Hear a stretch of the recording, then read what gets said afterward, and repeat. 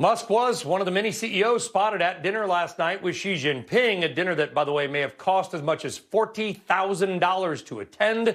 That is a price tag many of you would probably find outrageous, especially paying to cozy up to China's leader. But don't take it from me. This is what China hawk Kyle Bass had to say on our air last night. It's beyond me that someone would write that check. And I think that list of participants, let's be hopeful that that list of participants is released. Now, apparently Elon did skip the dinner and stayed only for the VIP reception. But we want to ask you folks, should American CEOs use their time and use their money to sidle up to a man that President Biden, again, last night, said was a dictator? That's President Biden's words, not ours. For more, let's bring in Democratic Congressman Khanna. Thank you for joining us, Congressman Khanna, what do you think about all of this, about Elon Musk? And I don't even know where to start, to be honest with you. But this dinner, you can understand why it's going to rub some people the wrong way. Well, it rubs me the wrong way. I don't think people should be paying money to have an audience with a foreign head of state, let alone the leader of the Chinese Communist Party. It's one thing if you want to meet with him and raise points of American interest, but you shouldn't be paying money to do so. And I actually don't know the answer to this question, Congressman, so please, maybe you do. Where did the money go? The money's not like going to China or anything. I would imagine at least the money goes to the organization that's putting on the summit. At least I would hope.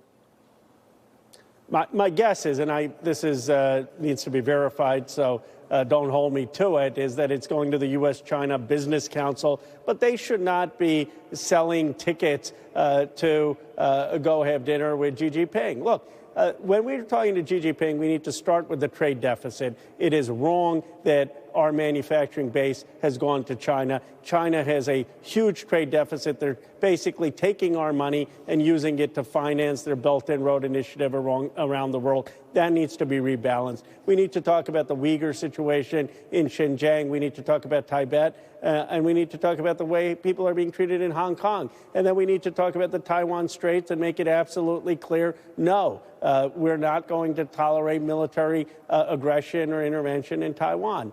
So those issues have to be front and center. And I guess if the business leaders were having that conversation, fine. Somehow I doubt it.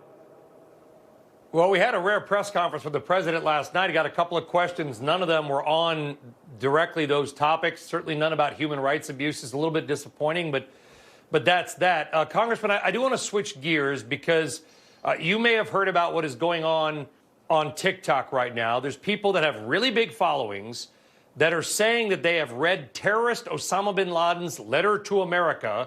And some of them are like, oh, it opened my eyes. And they're actually promoting it on TikTok, suggesting that acts of terror like 9/11 are justified actions by oppressed people, okay? I watched the Twin Towers come down in New York. 3 people from my company, Bloomberg, were killed. I get choked up just talking about it. Now you got people on TikTok saying, oh, this letter from Osama bin Laden. Why is TikTok still around when this is happening?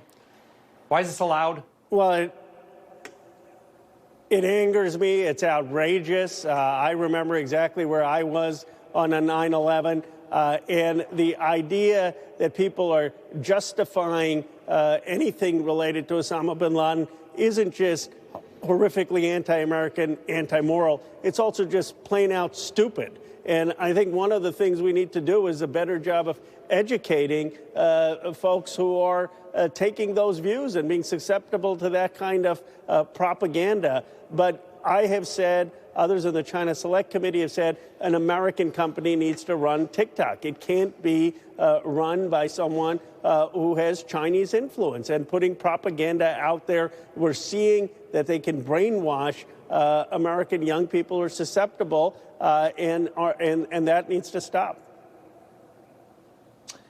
Yeah, I think it's well said. And to your point, Congressman, the saddest part for me was just not just the remembrance, but also just wondering what are we learning or not learning in school when this was just an unbelievable situation where towns in New Jersey lost like 20 to 25% of their population. Congressman Khanna of California, thank you very much for showing up and standing up. Thank you.